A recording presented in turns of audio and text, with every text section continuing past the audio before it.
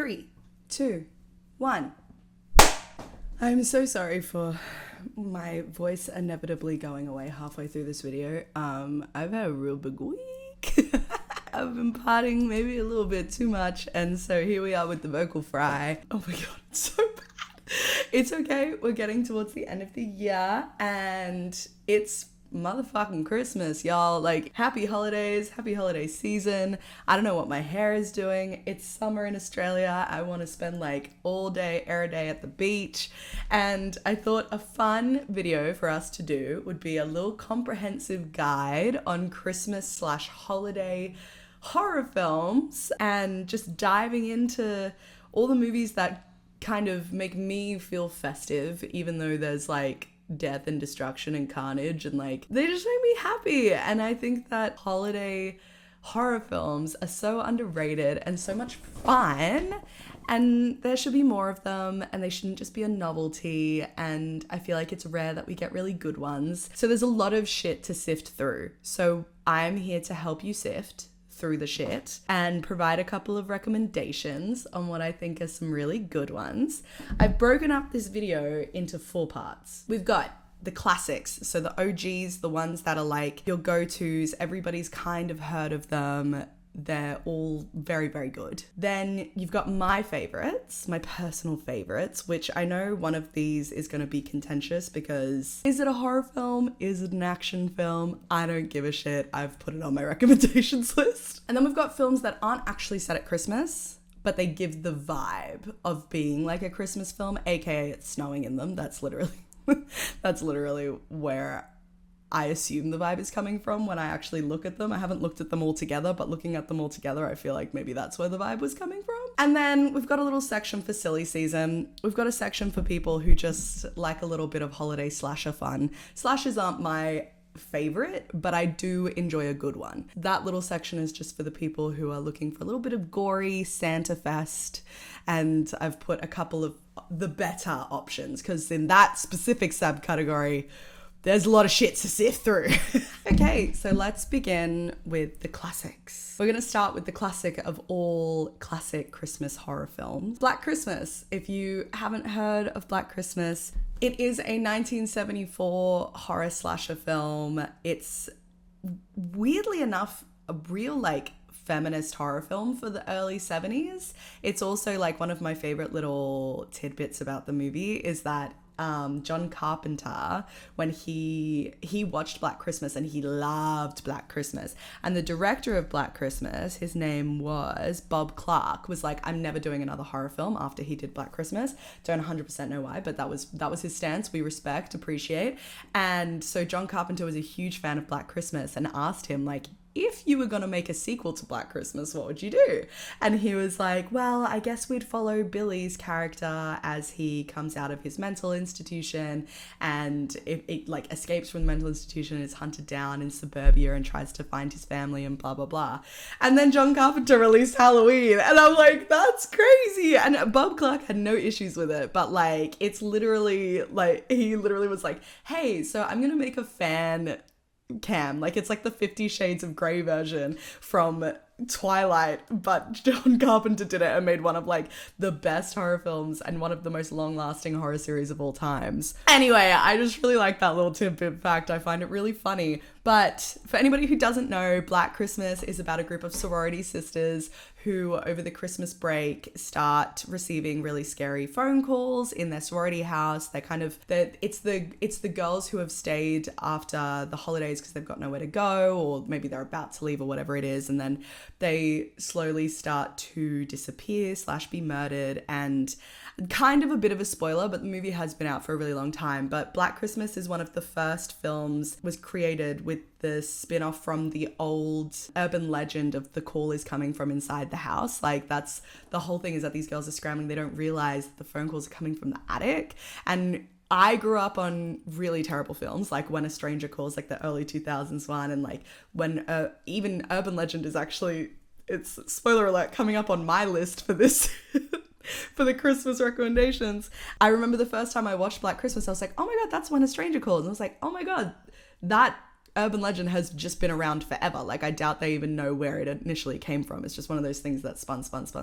But it's a very, very good film. It covers a lot of really interesting topics, especially for the early 70s, including like abortion rights and a lot of feminist topics, and like a lot of really strong female characters as the protagonists, which is really great, especially for that era of horror. I think it's a really strong movie. It's had some real bad remakes, specifically eyeing the recent one with Imogen Poots. That one was crazy, but the early 2000s one is kind of fun. I really like the girl in it. I can't remember what her name is, but she was in so many horror. She was in the Thing remake too. She was in all the remakes, and Scott Pilgrim, which I love that movie. So would definitely recommend if you're down for like a stupid little slasher moment. That one's fun, but the original is by far the best out of all of them. So next on my Christmas classics is Gremlins. Now I know some people might say that it's not really a horror film. I would kind of classify it as a gateway horror film. This isn't even the one that I was like, this is going to be contentious, because I think a lot of people will understand why Gremlins would be in a horror category. So Gremlins is a film directed by Joe Dante, which is kind of like one of those fun films that can kind of be for the whole family, kind of like Coraline or Nightmare Before Christmas, where they definitely have a lot of adult themes and it gets pretty dark and dirty, but it still has that kind of that kids can still watch it between the ages of like 10 and 15, I would say. So they tend to be pretty rare, and it's a really, really good film. It's definitely hasn't aged the best in terms of like the mystical Chinese characters, but for those who don't know, Gremlins is about a boy who kind of steals, or I guess adopts, this little mogwai, I think is how you call him. It's this little like mythical creature from a Chinese op shop. And the guy who sells it to him is like, you've got 3 rules. Don't get it wet, don't feed it past midnight, and no bright lights, which I don't really remember coming into effect that much. But those are the 3 rules. So he breaks them, of course he does. And then the thing that happens is the little mogwai, like he multiplies and they turn into these things called gremlins that start to terrorize the town. And it's a super, super fun movie. I think there's like a million of them now, and I'm pretty sure we're overdue for a remake. So I bet you that Hollywood's probably got it in the vault, ready to do like a Steven Spielberg style remake of this film. But it's super fun. It's good for the whole family, I would say. And it's very, very festive and it's very funny, I would say. Like, those little gremlins get up to some real shit. Next on my list of classics is another one that's good for the whole family, because I feel like with Christmas, I don't know, like maybe I'm wrong, but I feel like with Christmas horror films or Christmas spooky films, you're with your family. You're like, if you're lucky enough to have people to spend Christmas with, there might be people of all ages, of all sensibilities. So I liked to include some of the ones that you can kind of view with lots of people, whether they enjoy horror or whether they don't. So another classic, as I just mentioned, is Nightmare on Elm Street, A Night Before Christmas. Nightmare Before Christmas. Oh my god. If you don't know The Nightmare Before Christmas, stop motion, Tim Burton, beautiful film. So perfect. If you've seen any other Tim Burton films, you're definitely gonna love it. It's Jack Skellington becomes enamored with the concept of Christmas and is trying to give Halloween Town a Christmas and move away from his scary and spooky past and what his nature is, and he's learning about Christmas for the first time, and it's so beautiful to see the wonder of Christmas through the eyes of someone who's never encountered it. And it's a silly, spooky, beautiful little love story is what I would say, and I really love it. And I really loved Tim Burton's early work, and I say early work as in like all the way back. I would say that, you know, Nightmare Before Christmas is some of his mid work, but like a middle of the ground up until now. He's kind of had his 3 phases. He had his early work with like Sleepy Hollow, then he did his stop motion stuff, and now he's in his Netflix era with Wednesday. But Nightmare Before Christmas is a really, really great film, and it's so accessible for anybody who wants to watch it. So would definitely recommend. I'm just trying to check if I've missed. It's been a minute since I've watched that movie, so I'm just trying to check if I've missed anything. Oh yeah, and he abducts Santa Claus. That's right. Forgot about that. Very fun film. Good for the whole family. Now, this one's going to seem really off the cuff and left wing. It's from 1944. I'm sure a lot of people probably haven't heard of it before, but it's one of my personal favorite classic films. It's called The Curse of the Cat People by Gunther von Fritsch. It's a really weird film, not gonna lie. Very, very weird film. Very spooky, very like off kilter. The vague plot, which is not going to tell you much, because I think that it's a good one to go into kind of blind. But the vague plot is a young girl befriends the ghost of her father's deceased first wife, a Serbian fashion designer, who descended from a race of people who could transform into cats. So it's super random, very, very strange, but it's a sequel to the Cat People, which I've never seen, but it doesn't really tie in too closely. Like, you can watch it in isolation. I would say go into this one fairly blind. I'm going to chuck a couple clips over me speaking, which with editing magic you would have already seen, and you'll kind of catch a bit of a vibe of the off-kilter kind of aspect to it. I always find films from the 40s and 50s really interesting because they talk really dramatically about, like, and you'll have to see it to believe it, the women were fainting in the theater, and it's just like someone with makeup being like but I really love old films, so that one for me is like a kind of an instant Christmas classic, and I think you'll enjoy it even if you're not a huge fan of old films, so would definitely recommend. Okay, so now we move into the section of the video that is my personal favorite Christmas horror / genre films that I love watching during the holiday period. My family's not religious, by the way, we're not Catholic, but the concept of Christmas is so baffling to me. So I just enjoy watching stupid little Christmas movies and like the big dude who breaks into your house and eats all your food. It's pretty crazy shit. The first on my favorites list, and this is the one that I'm like, this is contentious. I know a lot of people will be like, that's not a horror film, but it's really fucking good. Violent Night. It only came out like last year or something. I just fucking love that movie. I watched it. Two years ago it came out. I watched it for the first time with my parents. It was an absolute fucking bloodbath, and we were in shock. We were like, oh my god. And like, I love how it ties into the old school mythology of Santa, where he's like, and the idea that he's just kind of like given up on kids being good and all this. Oh, it's so good. Anyway, I'm getting ahead of myself. The plot of Violent Night. An elite team of mercenaries breaks into a family compound on Christmas Eve, taking everyone hostage inside. However, they aren't prepared for a surprise combatant. Santa Claus is on the grounds, and he's about to show why this Nick is no saint. It's so good. It's like a fucking like unhinged action film. The gore is crazy, which is why I say that, like, if you like horror films, I think you'd like this movie. But it's definitely not, like, it kind of is like Abigail but Christmas is the way that I would describe it. It's so good. David Harbour gives such a good performance as Santa. I remember when I watched the trailer, I was like, that's a hot Santa Claus. I'm down. I'm watching it instantly. Like, I was sold within 2 seconds. And it was just fun. It was just stupid, gory fun that was set up to be like a proper series that can continue. Like, the script was really good, the child actor was really good, the family aspects of it were really good. Simple plot, simple film, but simple fun is what I would say. Okay, the next one. Oh, I love this movie, and I watched it for the first time when I was a kid, having like absolutely no idea what my mum had put on, but I was starting to have like a fledgling interest in horror films. And so my parents, having owned a Blockbuster, my mum was like, well, we just got this weird like I think it's in Finnish. Is it Finnish or Swedish? No, it's Finnish. I got this weird like little Finnish horror film in the store. Let's watch it, because it was Santa, so she thought it wasn't going to be too bad. Oh, it was. Well, like my first time ever seeing a dude's dick is what I would say. Rare Exports, A Christmas Tale. Oh, this movie is so, I would say it's probably the best like straight up horror Christmas film that exists. It's so good. Even if you don't like foreign films, it's definitely worth the watch. It's definitely worth watching it with subtitles. It is such a good movie. It's basically about this group of, I think they're like reindeer hunters that live really isolated in the North Pole, kind of come across this mining company that's digging really deep and start to kind of get terrorized by something that's been unleashed from within that they start to believe is Santa Claus, and then things progress from there. But our main protagonist is like this really young boy who is kind of in this tough situation with his dad, and he's in this adolescent period of time where his dad's trying to show him how to be a man, but then he's still super young and still believes in Santa and still believes in like the magic of Christmas, but then he starts to learn about the OG Santa myths and things more so along the lines of Krampus vibes. And it's, a coming of age film wrapped in a Christmas movie, wrapped in a horror film, and it's really good. The gore is hectic, the acting is amazing, the themes are really, really strong, and it's an absolute must watch. It is an absolute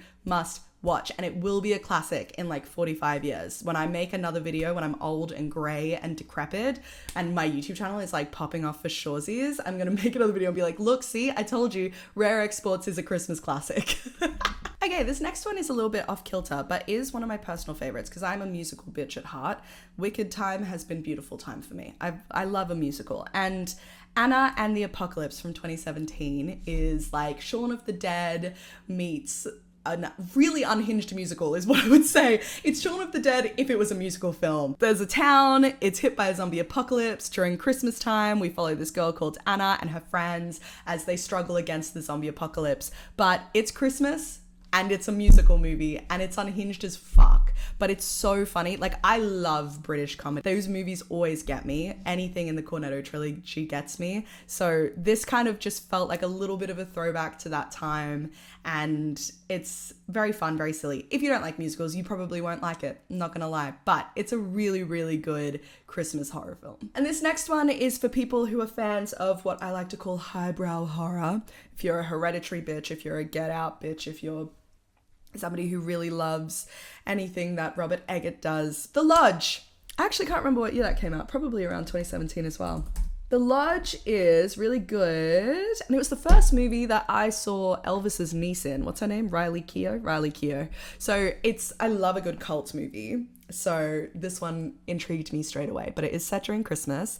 Basically, 6 months after their mother's suicide, two kids' father takes them for a family vacation to his girlfriend's lodge. However, like, his girlfriend he's a psychologist of his girlfriend who had escaped a cult and was like the last remaining member of a doomsday cult. So the kids, as they're in this isolated lodge, whilst the weather is like beating down on them, they can't leave. The dad goes, I can't remember why, he goes to like go and get something, but leaves the kids with her. She starts to have a mental breakdown. It's like this whole thing. And there's a really good twist at the end, and the acting is really, really good. It's a psychological thriller. It's a psychological horror film, but it's really, really good. A lot darker than like anything else I've talked about on this list. So if that's your vibe of a horror film, then I think you'll really like it. It was one of the, I feel like Christmas horror films tend to be really silly. They tend to verge more on the like, oh my god, isn't it crazy we're making a horror film that's set at Christmas? Whereas this one is like, this is dark. This is like, we're diving into some shit here. We're really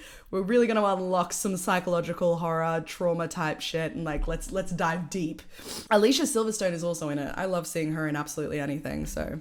Okay, our next category is films that are not actually set at Christmas, but absolutely give the vibe that they should be. And I tend to always find myself reaching for during the holiday period. First on that list, I'm not going to go too deep into it. If you want a proper explanation about this film, go and watch my Films You'll Like If You Like the Substance film video, The Shining. It's set on a big hotel, it's snowing, people wear red sweaters.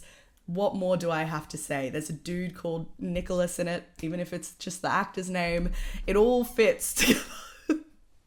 It all fits together. I feel like there's something about Stephen King stuff, because I've got another Stephen King person in this category, film in this category, but Stephen King's shit like always feel, I think because it's like set in like Minnesota and whatever, like it all always feels very much set at Christmas time, even though it's not. It's over the winter period, and maybe it is set during Christmas time, they just don't delve into it. But for me, The Shining feels like a Christmas movie. It's cozy. You can watch a hot chocolate whilst you're watching it. You can watch a hot chocolate, or you could drink it, but you can watch it too if that's what you're interested in.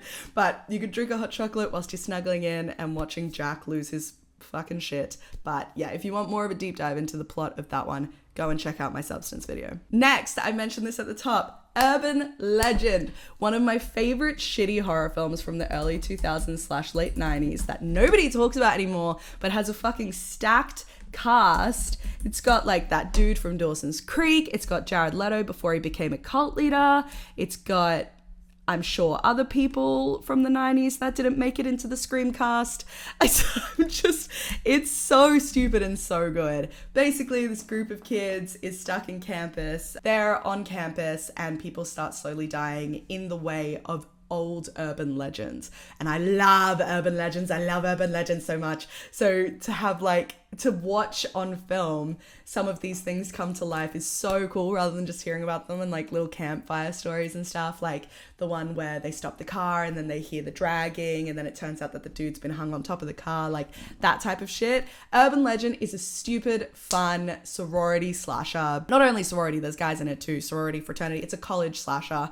And for some reason, I think because the killer wears the killer wears a hood with the fluffy stuff. I don't remember what it's called. A parka, I think it's called. He wears one of those. And so it feels Christmassy to me, I guess, because Santa kind of wears something similar. So I love that movie. It's a cozy film for me, so it works for a Christmas vibe. My second Stephen King mention of the video, Misery. Misery feels like a Christmas movie to me. It's set in winter. It's got a lot of ugly sweaters yet again. I don't know, there's something about it. Ugly sweaters and snow, that does it for me. If you've never heard of Misery, basically Stephen King writes a book about himself and the way that he feels about his fans, as he tends to do. Main protagonist is an author in his mid-50s who's lost his luster for life and lost his desire to write a series of books that has really, really made him famous. He crashes his car. He's found by a woman played by Kathy Bates to an hour. She's such a good actress. She does such a good job. But she turns out to be a huge, huge fan. Finds out that he's going to kill off the main character in this book series that he's really, really famous for, loses her shit, doesn't let him leave, and he has to basically write this whole other book and stays with her for however long, and she is a psycho. But it's such a good movie. Very, very cozy vibes, single location film, which I fucking love. Lots of snow, lots of ugly sweaters. So for me, it's a Christmas film. Now, this one doesn't have snow, but it does have ugly sweaters, so I'm going to stick by it. The Blair Witch Project. It feels like a Christmas movie. There's lots of woodland things, and it's cold, and I watch it a lot during the holiday period. I don't know why. If you haven't heard of the Blair Witch Project, I don't know where the fuck you've been existing, but very famous for its marketing campaign in the late 90s.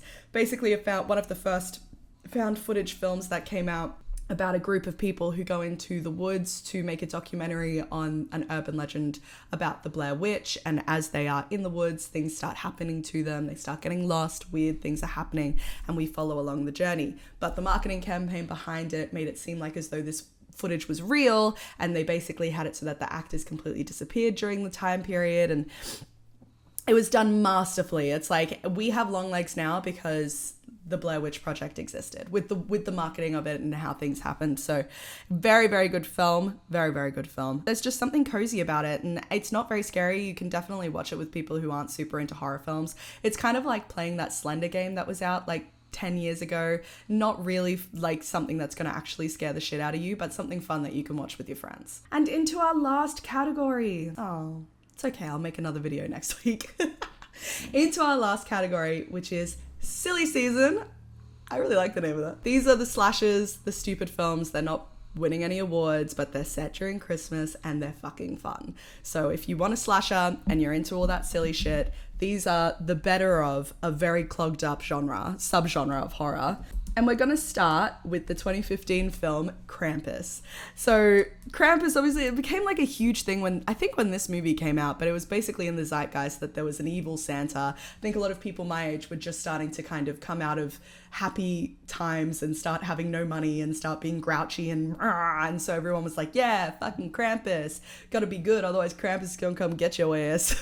It's also just fascinating to hear about the actual origins of a lot of these stories, but basically there's a dysfunctional family and the kid in the family loses his Christmas spirit and his grandma's careful, otherwise Krampus is gonna come, and guess what? Krampus does fucking come. And Krampus is coming for your ass. It's got Tony Collette in it, it's got Adam Scott, and it's got that dude from Anchorman. I don't know what his name is. He was also in Final Destination 70. But the cast is really stacked. Anything with Tony Collette I'm gonna fucking love. There's so many Krampus movies out there. The 2015 one is the one to watch. It's better than the rest of them. It's actually got a proper budget. The Krampus dude is actually kind of scary. It's silly, it's self-aware, it's not trying to do anything too serious, but the acting is really good. And it's a very simple little silly slasher Christmas movie extravaganza. Next, a new addition as of this year, Certainly not my favorite series ever. I'm not really a torture porn kind of bitch, but Terrifier 3, I would be remiss to make a Christmas horror film video in 2024 and not mention Terrifier 3. So Terrifier 3, Art the Clown doing his shit, but is doing it over Christmas and is doing it to kids this time. If you don't know about Terrifier, basically there was like this original horror film that was an anthology film called All Hallows Eve, and this character Art the Clown was definitely the standout from that anthology. And it was definitely a character that was made to only exist in one short film. Like there's nothing fleshed out about it. He's a demon, but the actor who plays him, who I'm going to shout out because he's so talented, David Howard Thornton, he's just so incredible at playing that character. They then made Terrifier. The whole point is that it's very silly. It's a lot of gore, lots of practical effects, which we love, but it's kind of like how far can Art the Clown go?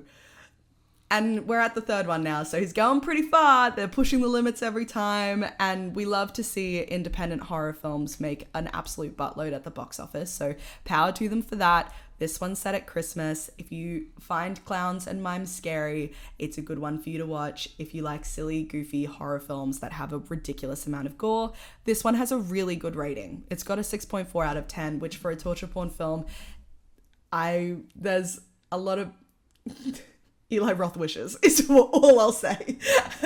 And my final film that I'm talking about, before the Christmas period. This one I actually hadn't heard of until I was researching for this video. And I was like, what are the top films? And I looked at the Rotten Tomatoes list of like top horror Christmas films. And this one came out. And it came out in 2022. I watched it recently. But like as in for this video, I watched it. Not an incredible film. Not in any way winning any awards, breaking any records. But a really fun fucking concept. Right? So listen to the plot. Here, bear with me. It's Christmas Eve and fiery record store owner Tori Toombs just wants to get drunk and party until the robotic Santa Claus at a nearby toy store goes haywire and makes her night more than a little complicated. Santa embarks on a rampant killing spree through the neon-drenched snowscape, ultimately forcing Tori into a blood-spattered battle for survival. It was so fun. It was very fun. There's a robot Santa that's just kind of killing everybody. It's very pretty. It's a pretty film. There's, as they mentioned, lots of neon. Lots and lots of neon. The acting is average. It's a B horror film. It's probably my only B horror film that I've included in this list, if I'm being honest.